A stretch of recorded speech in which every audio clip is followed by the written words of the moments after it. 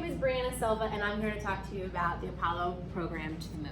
So imagine, it's 1961 and the space race is on. Now, to Americans, space was seen as an extension of the great American tradition of exploration to a new frontier. But we were publicly humiliated when the Soviet Union beat the United States into space with the launch of Sputnik. And so Kennedy approached the United States Congress to ask this question.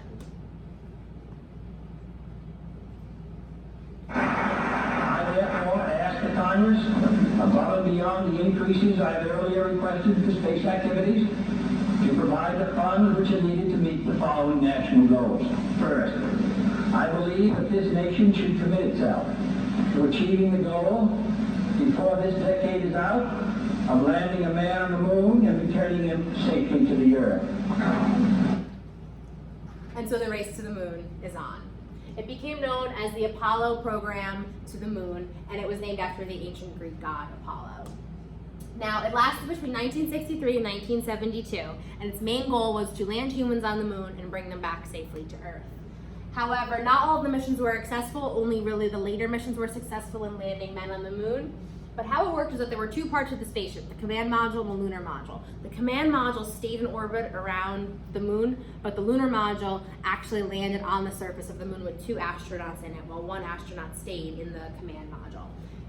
Those two astronauts that landed on the moon took pictures, collected samples, and explored before returning to the command module to return back to Earth.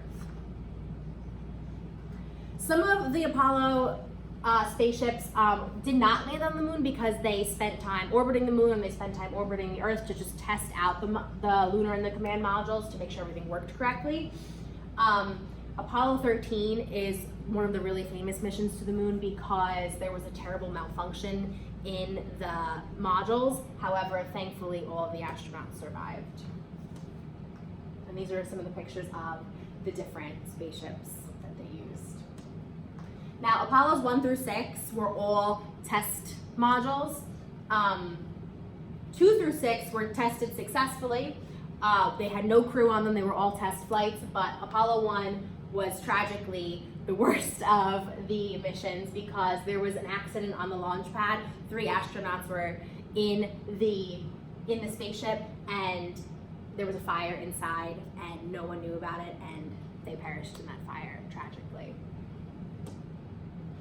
Now, Apollo 11 is the most famous mission to the moon simply because we had men land on the moon for the first time. Neil Armstrong and Buzz Aldrin landed on the moon in the lunar module while Michael Collins stayed behind in the command module.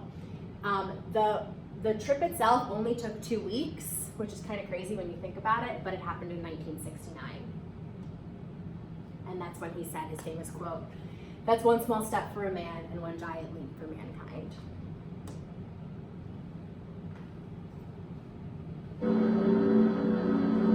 That's one small step for man,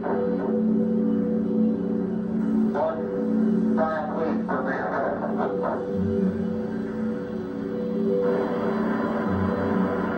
Yeah, radio and clear, let's go. Roger, the EVA is progressing beautifully. I believe they're setting up the flag now. Neil and Buzz, the President of the United States is in his office now and would like to say a few words to you, over. That would be an honor. Go ahead, Mr. President. This is Houston out. Hello, Neil and Buzz. I'm talking to you by telephone from the Oval Room at the White House. And this certainly has to be the most historic telephone call I've ever made. Because of what you have done, the heavens have become a part of man's world. And as you talk to us from the sea of tranquility, it inspires us to redouble our efforts to bring peace and tranquility to Earth. For one priceless moment in the whole history of man, all the people on this earth are truly one. One in their pride in what you have done, and one